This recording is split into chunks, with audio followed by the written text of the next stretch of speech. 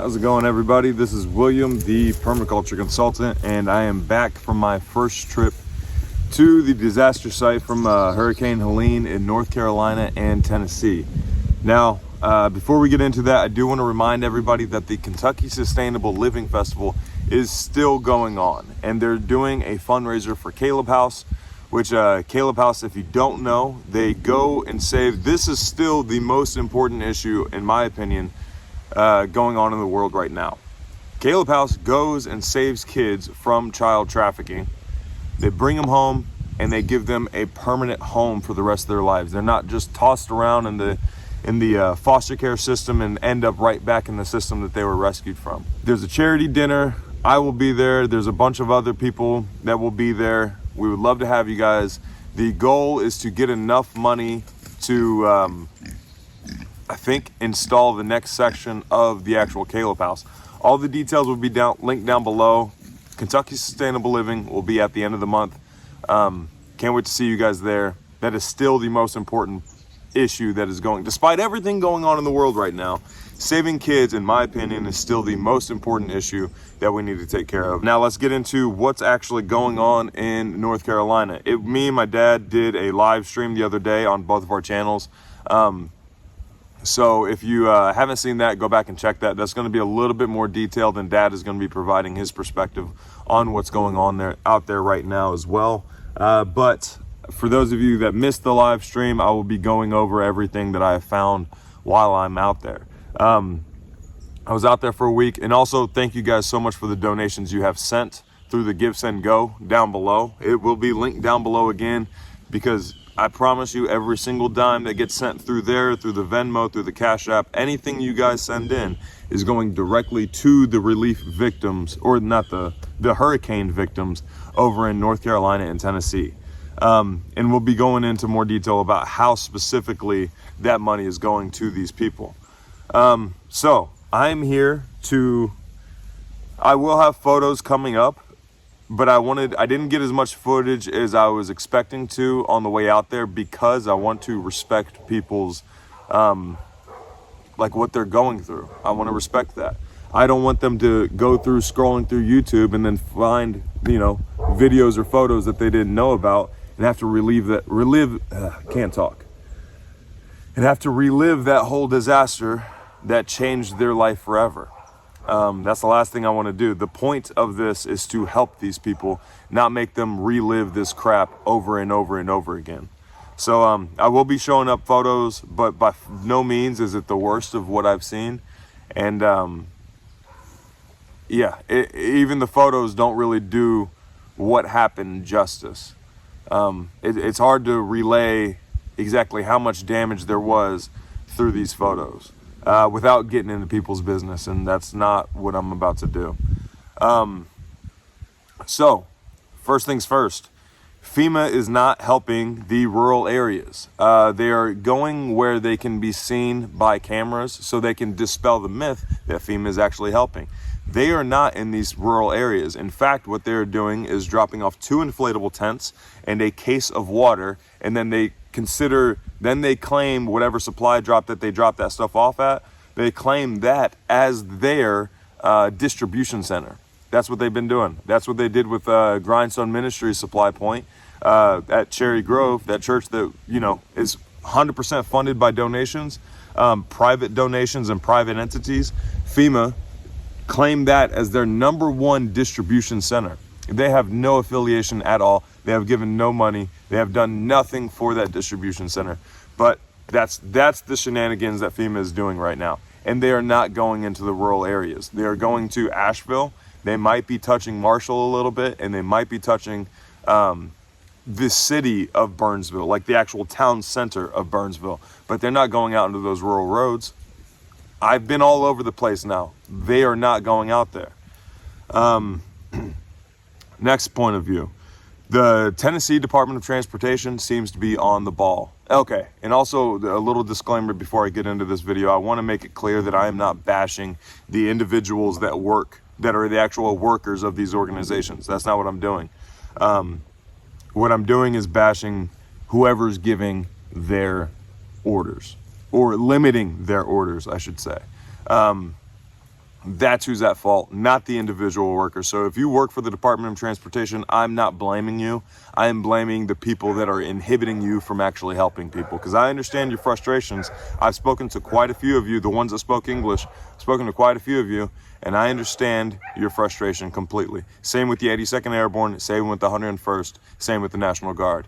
I am not blaming the individuals that are serving there. I am blaming your chain of command that is inhibiting you from actually helping. So just disclaimer at the beginning, because Tennessee Department of Transportation seems to be on the ball. They are trying their best to put in roads. They're trying their best to put in bridges, stuff like that. However, North Carolina Department of Transportation, they are just now getting to the rural locations. Like, they are just now getting access for these people. A lot of the roads going to these rural locations were privately built. They were either built by the locals that were there that had tractors and skid steers and stuff like that, or they were built to some extent by private entities, like people that came in and brought heavy equipment and stuff. And a lot of the locals, they could only do what they had they could only do what they could get done in one gas tank or so. A lot of people didn't put back that much fuel. And if they did, it was just like a spare 5-gallon jug off to the side for the most part. Now, where North Carolina Department of Transportation has people working by the river or the mud or the muck or the silt or the dust or anything like that, they're using 100% illegal immigrants as workers. Keep that in mind whenever I start talking about later issues. They're using 100% illegal immigrants as their workers. People that don't have ties to the local area, people that nobody really knows who they are, how they came in, or anything like that. Just keep that in mind. That's going to be important here in a minute. Like I said before, locals and private benefactors are the ones that are supplying these people in the rural areas. They're the ones that are bringing them food, that are bringing them fuel, that are bringing them temporary shelter, bringing them heat, power, all of that. It's you guys. You guys, like, you don't understand how, some of you, I mean, you might understand, and I'm trying not to get pissed off again, but you guys are the reason these people are still alive. You guys are the reason that these people have any food, any fuel, any kind of shelter, clean water. You guys are the reasons, and I can't thank you guys enough for that. And it's way worse than I was expecting. And it's way more widespread than I was expecting. Next point, the water is dirty. The water is contaminated with quite a few different things, and the government is not telling these people that. People are going out there with rubber boots. Their black rubber boots are coming back green. There are a ton of cadaver dogs that were some of the first ones on the scenes that are dying, that are either dead or dying. But the water and the mud and the sand and silt is all contaminated with sewage, decomposing bodies, like just chemicals in general. Like, it's a wide spread of chemicals. A lot of PVC manufacturing plants were along the rivers and along the water banks and stuff. All of those chemicals are now in the water, they're in the mud, they're in the silt, they're in the sands, and they're in the dust that is blowing around right now. Anybody remember that Ohio train derailment? Picture that, but everywhere on a larger scale. And now they're burning, which will get to my next point in a minute. But yeah, everything is contaminated. The muck that these people are pulling out of their houses are condemned. The government has not told these people that their houses are condemned. So what they're doing is that they're going and trying to rebuild their house as best as possible, just for it to get bulldozed in here in a few months. This is one giant land grab. Another point of contamination is, so I covered the decomposing bodies. I covered the sewage, the raw sewage that's hitting the water. There's going to be some photos here in a second. I've covered some of the chemicals from these manufacturing facilities. But also, there are nuclear fuel sites right off the coast of the river. Now, I've kept a Geiger counter with me for a considerable amount of time, and while I was out there, but I have not tested downstream of these nuclear waste facilities or nuclear fuels facilities. that is going to be one of my goals on the next trip. I had to come back because the truck got beat up in these mountains, and also to get my wife and baby, because I'm not leaving them alone after what I've discovered, and we've already had some scare tactics happen. So I'm not fearful. I'm more pissed off than anything, but I also need to do what's wise, and what's wise is keeping my family with me where I know they will be safe and protected. I won't be keeping them in any of the contamination zones or anything like that, but I need to keep them somewhere other than 12 hours away, basically. So they will be staying with me, or very, very close by to me. The water is dirty. So there's a projection of 4 to 6 months before power comes on. We're going into winter. That's going to be a bad scenario. And they're saying 4 to 6 weeks before water is put back on. The water that they are pumping into these places, or that they're going to be bringing to these people, is highly contaminated. We've been trying to find independent labs that can do the contamination testing. It doesn't seem like anybody is working with us right now. We're trying to avoid going to the state level because of the squashing that's going to be happening. They're going to be they're going to be understating what is actually going on with this. I've said this during the live stream. Everybody possible, please email Mike Adams. His email is situationupdate@protonmail.com. Please let him know that I, like me, the Permaculture Consultant at gmail.com, give him my email. That I will follow proper soil sampling protocol, and there will be one chain of custody, and I will bring that soil sample directly to him. Sealed containers, all of that. Yeah, so if everybody could send him an email, I'll leave it linked down below, and I'll leave mine linked down below as well. Just let him know that there will be no funny business. I'll take however many samples he needs from whatever regions he needs, from whatever depth he needs. I will follow proper protocol, and I will not be adding my own contamination to make it seem as if it's worse than what it actually is. Anyway, that's what's going on with the water, and that's what everybody is in right now. Now, having said that, the mud, the water, the sand, silts, clays, all that stuff, the dust is all contaminated. That's where the illegal immigrants come into play. They're using a population that nobody is gonna notice whether or not they start dying or whether or not they start getting sick. That's who they're using. That's who North Carolina Department of Transportation is using to rebuild some of the muckier areas of the rural communities. That's who they have going down knee deep into this mud. And that's who they're using, because nobody's going to start asking questions when they start dying, and people will start dying. Yeah, so next point, let's talk about the militias that are occurring. So from separate people, from separate parts of the mountains, separate areas, have all said that an out-of-state militia called the Cajun Army has come in, and they started trying to take over the supply points and the supply drops. Now, whether or not it's the Cajun Army, I don't really know. From what I hear from other people outside of this situation, the Cajun Army are outstanding people. It is not the Cajun Navy. There was a whole argument about that, whether or not it's the Cajun Navy or the Cajun Army.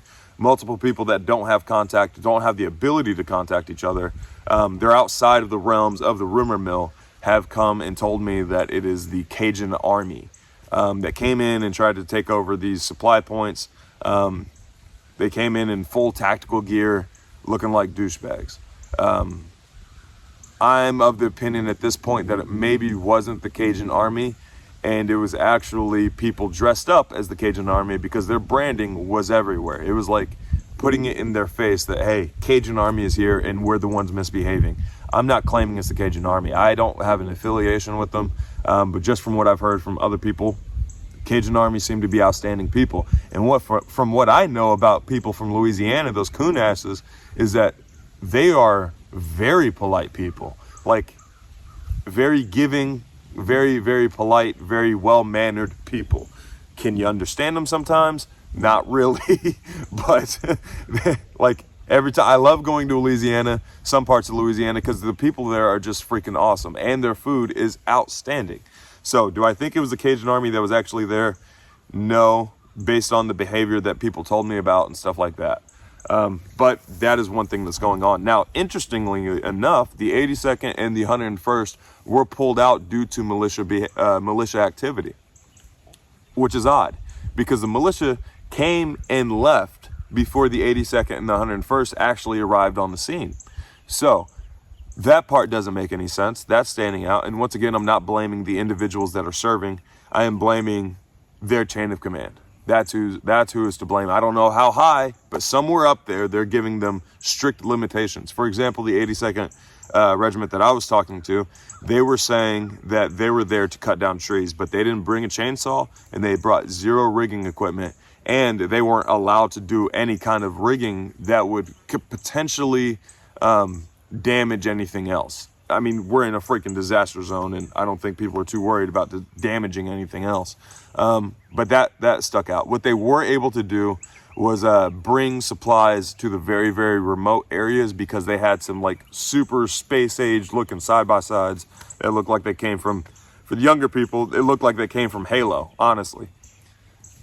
It was, sorry, I had to burp. I have the hiccups now.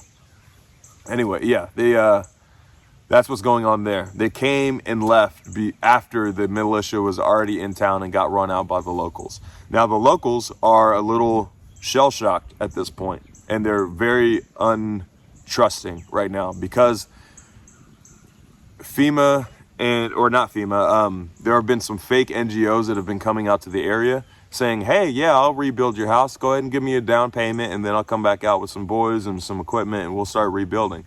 They give them the down payment, their last dollar, for the most part, because a lot of these people live paycheck to paycheck.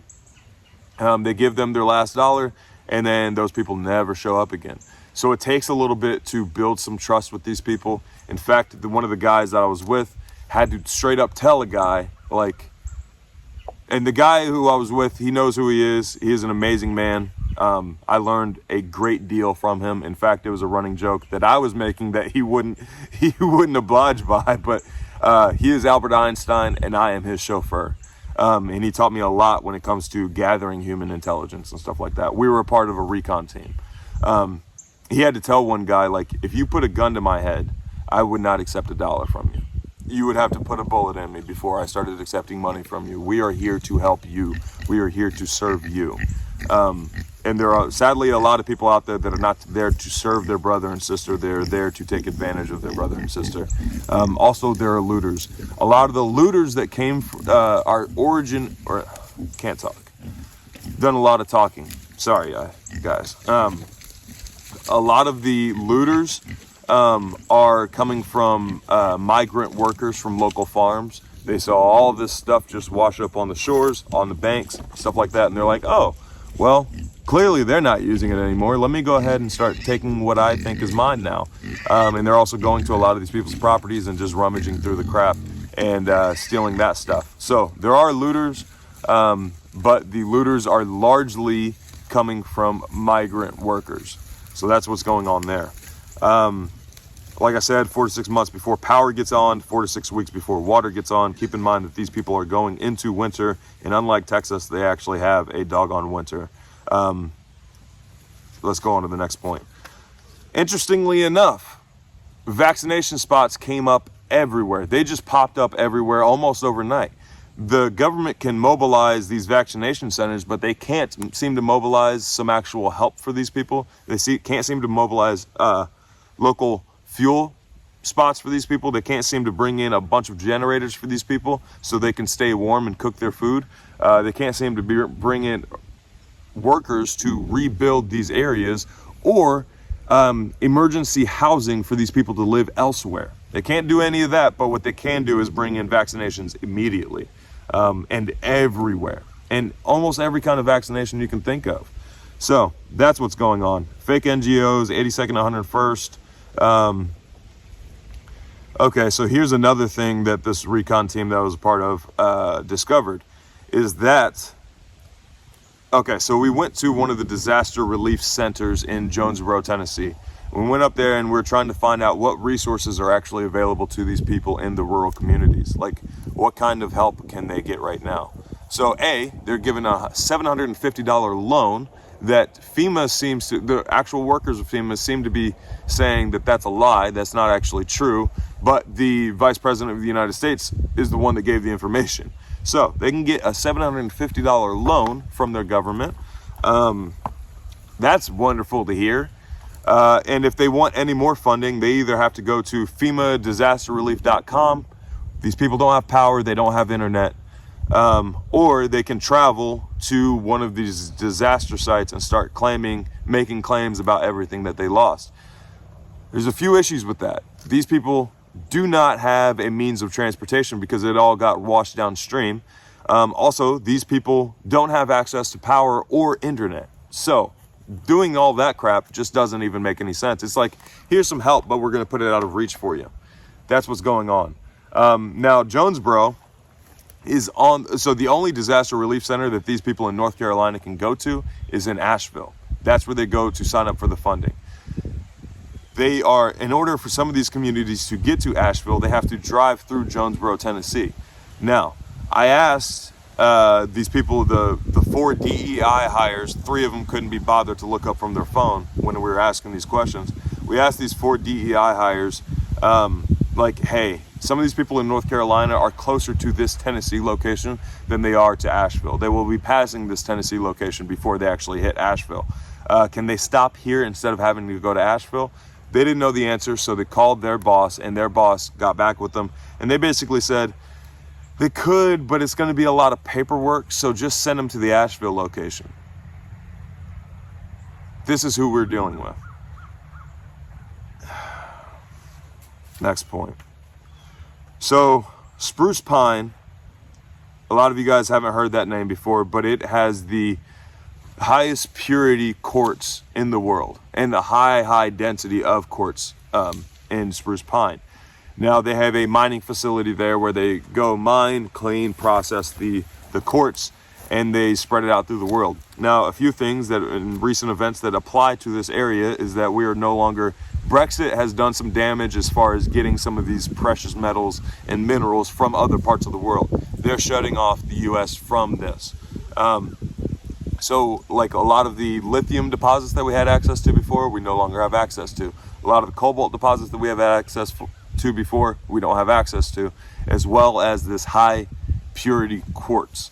Now, there was a railroad going directly into spruce pine to these processing facilities that made it accessible to the rest of the United States, basically. Part of that railroad was damaged. Now, I don't know if it's the North Carolina Department of Transportation or some other railroad entity, but they're bringing in just under 4,000 workers to rebuild this railroad. Can't provide these people food, fuel, supplies, warm clothes, heat, anything like that, but you can dedicate almost 4,000 workers to rebuilding this train track so we can have quartz and we can do that type of stuff. We can start pulling in the new green agenda and we can start getting off fossil fuels and all that crap. That's a whole other argument, but just keep that in mind that they can dedicate almost 4,000 workers to this specific site, but they can't dedicate 4,000 workers to any other part of the disaster relief. They can bring in their quartz, they can keep that money flowing, but they can't bring in food, fuel, and warmth to these other people, comfort to these other people. Another thing to keep note of is that military planes and helicopters are constantly circling above. There are very unique places in those mountains where there is like a no-fly zone. They're like limiting access, like airspace above certain areas. But there are constant planes and helicopters circling above, and they are not bringing in supplies. The guy that was with me, his suspicion was that they are scanning our phones, which is the reason I have this notepad now, no longer taking notes on my phone. They are scanning our phones and any other electronic devices to see what information that they can gather from above. They're not dropping off supplies. They're not bringing in any kind of help for the most part. And then one of the last points that I want to make is that they're burning. So my friend Bobby Spags, one time after SRF, Self-Reliance Festival, we were hanging out at this Mexican restaurant where Juani Bravo, it's an inside joke for a lot of people that were there. There's a Mexican, basically Johnny Bravo, that works at this Mexican restaurant. So we call him Juani Bravo. Yeah, he's got the slick back hair, the puffed up chest, the real tight fitting shirt. He was telling me about the burn pits that were going on in Iraq and how a lot of people had very acute illnesses after being exposed to these burn pits because they were burning absolutely everything. That is the same thing that is going on in these rural communities in North Carolina.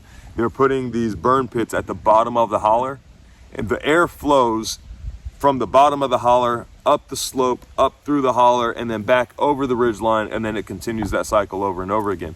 They're putting these burn pits at the bottom of these hollers, and it's filling the entire valley with contaminated smoke, and they're burning absolutely everything. It is not uncommon to go over to these burn pits and see a pillar of black smoke coming up out of there, and it smells like, if you've ever smelled burning plastic before, you would easily recognize it when you smell it again, and that's exactly what's going on there. They're burning everything. All these chemical spills and stuff like that. Remember, the Ohio train derailment wasn't that dangerous until they started. It was still dangerous, but it wasn't widespread until they started burning. That's what's going on here.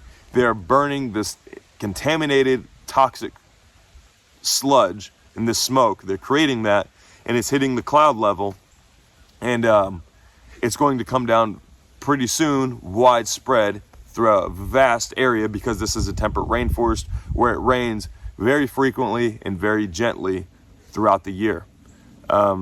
They're just spreading the contamination for the most part, and they're putting it at the bottoms of the hollers, so that way everybody upwind or downwind of these hollers is being killed.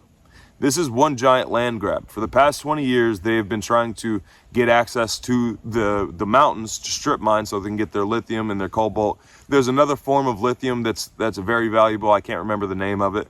And their quartz, as well as gold. There's gold in these mountains as well. They've been trying for the past 20 years to get these people off their land so they can start strip mining. And a lot of these people can trace their roots back to the Revolutionary War.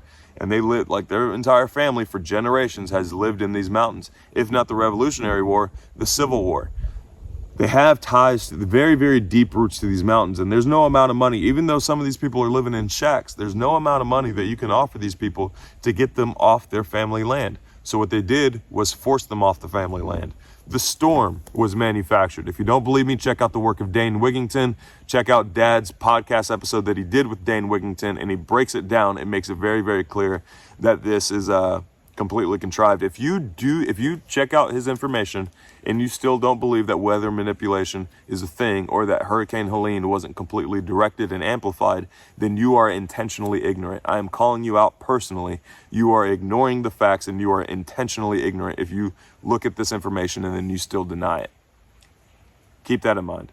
That was the first method of the killing. We'll call it the killing. The second method of killing, the sort of medium effect, is the letting these people play in this contaminated sand, silts, clays, mud, all this stuff.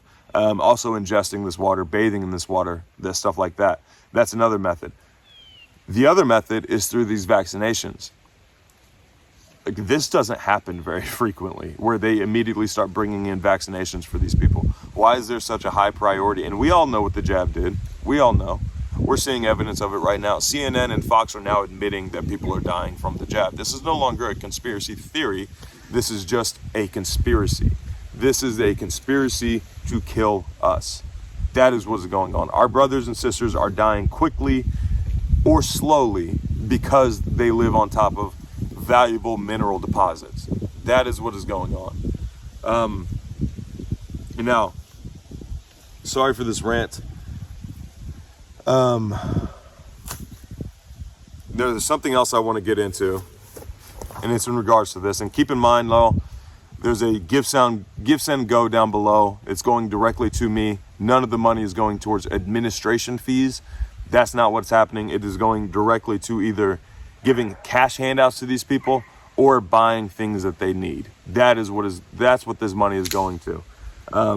It's linked down below. Please keep giving. Like, at first I was hoping to just get like a couple $1,000s so I could keep these people fueled for a certain period of time, and then I saw the devastation, and then I realized that these people are going to need to move. I would be extremely grateful if we brought in enough money to provide these places or provide these people a place to move to. That would be absolutely fantastic. I have faith that it is entirely possible, and I understand that it doesn't necessarily have to be through me that the funding is provided. But please just give people's lives are changed. Their best move right now is to move from the area. And they're going to be forced out here before too long. And they're spending what little money that they have on rebuilding what they have left. It's like, y'all, give what you can. And if what you can do is share the Give, Send, Go to other people, do that. Like, I understand a lot of you guys watching are in tight spots yourself. And I'm not saying create a new problem to help somebody else's problem. That's not what I mean. But I do know that there are also people here that can help, that can provide funding. I know at least a few millionaires that are watching this video right now. Do what you can, dude. Do what you can. If you want to hold on to your money and you want to know where you can directly affect these people or benefit these people or bless these people, let me know. My wife right now, she's going to be managing the emails. So if the syntax is a little bit different, it's because my wife is managing it. Because I'm going nonstop right now. As soon as the truck is fixed, I'm headed back out there. But there's something I wanted to get into. While we were doing some reconnaissance and we were checking on some of these leads to see how we could help these people, we came across this vehicle that had a Bible washed up on top of it. Nobody had moved it, and I'm going to pull it up on the screen right now. Nobody had moved it. It just washed up like this, and I don't necessarily believe in coincidences, but it was opened up to Isaiah 45 through Isaiah, all of 46, and then part of 47. So what I'm going to do is I'm going to go ahead and read that. Now, I don't necessarily have a full understanding as to why this was opened up, but I believe that somebody on that end of the screen will have a understanding as to why. I believe we are given spiritual gifts, and right now, interpretation is not something either I'm too frazzled to understand right now, or what. But somebody out there, I know you guys, somebody out there watching has an interpretation for this. I'm going to go ahead and read Isaiah, starting at Isaiah 45. I'm reading from the Septuagint. There are names that I'm going to stumble over, so bear with me. So I will be reading from Isaiah 45 from the Septuagint. Thus saith the Lord God to my anointed Cyrus, whose right hand I have held, that nations might be obedient before him. And I will break through the strength of kings. I will open doors before him, and cities shall not be closed. I will go before thee, and I will level mountains. I will break to pieces brazen doors and burst iron bars. And I will give thee the treasures of darkness. I will open to thee hidden unseen treasures, that thou mayest know that I, the Lord thy God, that call thee by name, and the God of Israel. For the sake of my servant Jacob, and Israel mine elect, I will call thee by thy name, and accept thee, but thou hast not known me. For I am the Lord God, and there is no other God beside me. I strengthen thee, and thou hast not known me. That they that come from the east, and they that come from the west, may know that there is no God but me. I am the Lord God, and there is none beside me. I am he that prepared light, and formed darkness, who make peace and create evil. I am the Lord God that does all these things. Let the heaven rejoice from above, and let the heaven rejoice from above, and let the clouds rain righteousness. Let the earth bring forth and blossom with mercy, and bring forth righteousness likewise. I am the Lord that created thee. What excellent thing have I prepared as clay of the potter?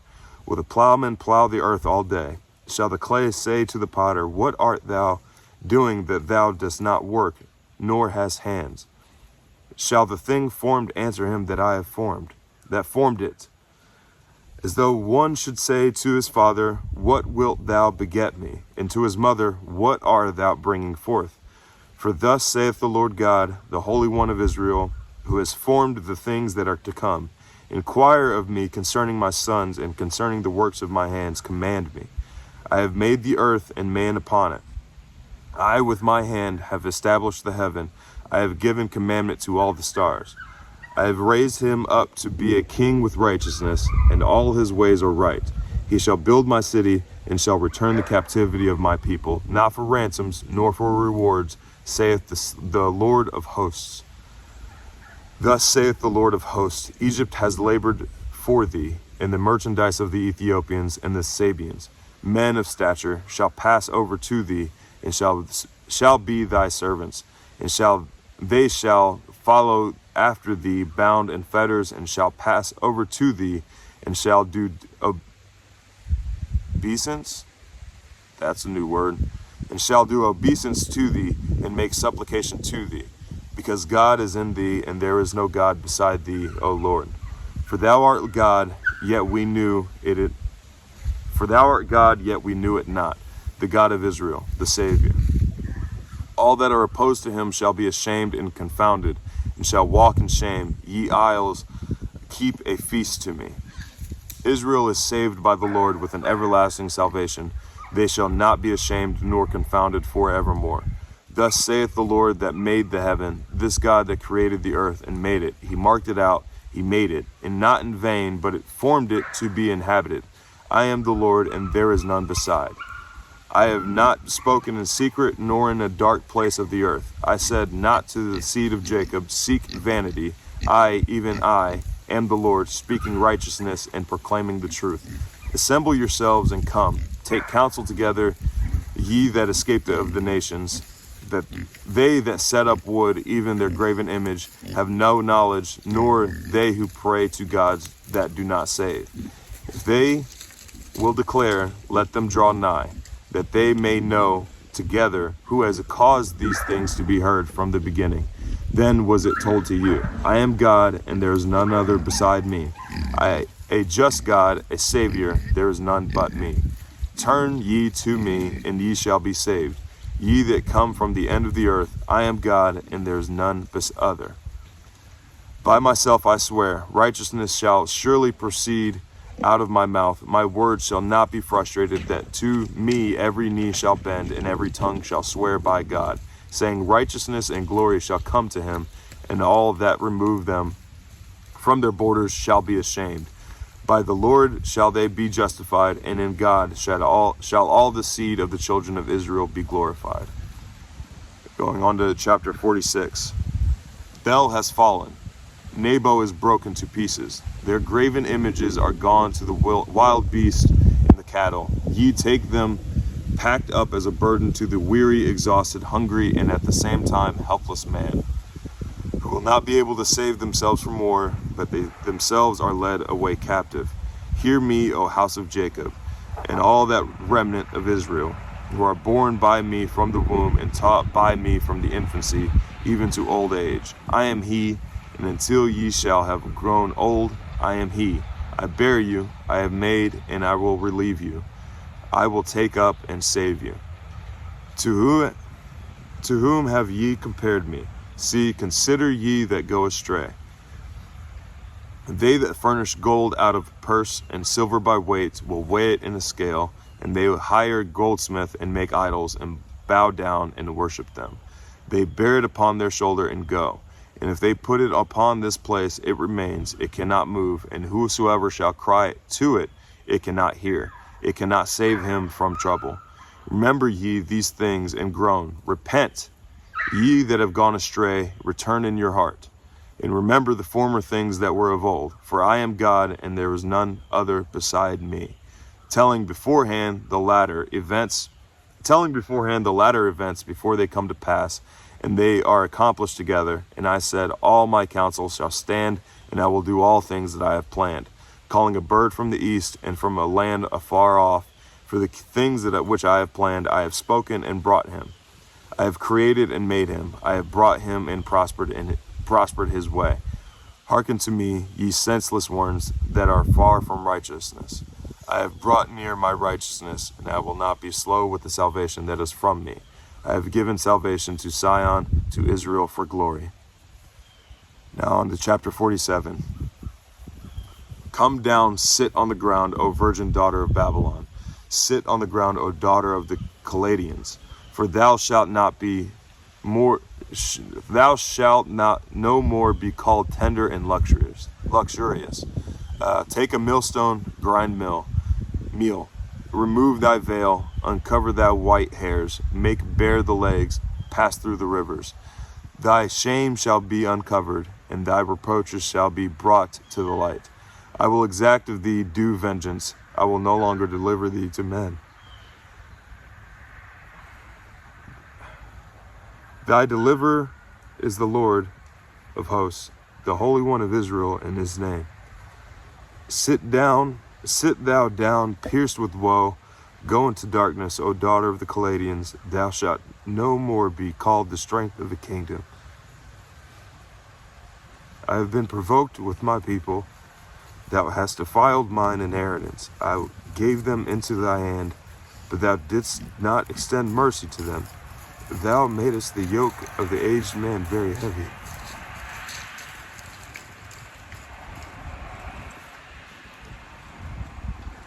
And said, I shall be princess forever.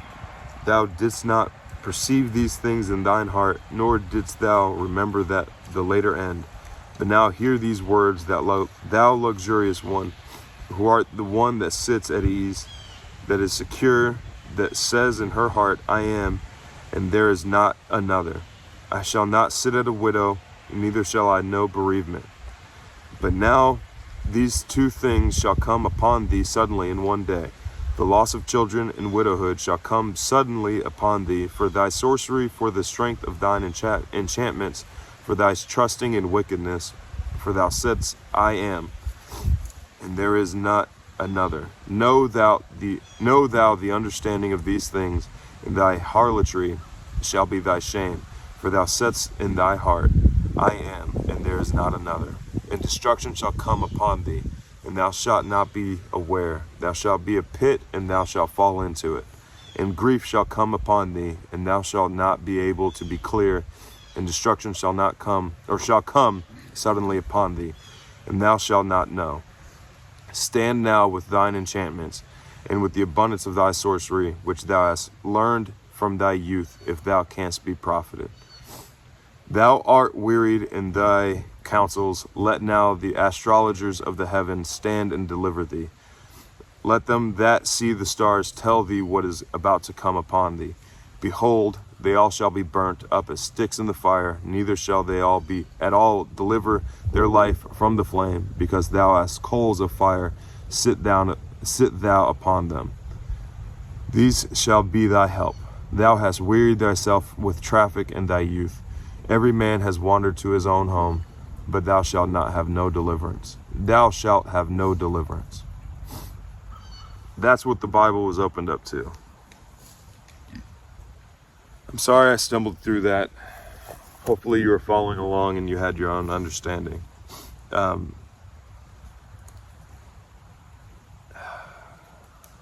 sorry, y'all. My heart just breaks for these people. They were attacked, they were killed, and they're dying for freaking minerals. Anyways, that's the update. I'll bring more to you guys whenever I find more information. Thank you for watching.